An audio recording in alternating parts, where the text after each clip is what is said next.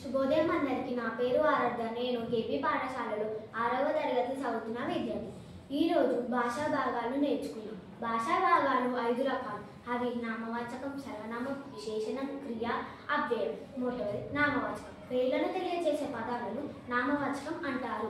ఉదాహరణ రామయ్య, తోట, చెట్లు మొదలైనవి. సర్వనామం నామవాచకాల బదులుగా వాడే పదాలను సర్వనామాలు అంటారు. ఉదాహరణ వాడు, ఈమె, నేను మొదలైనవి.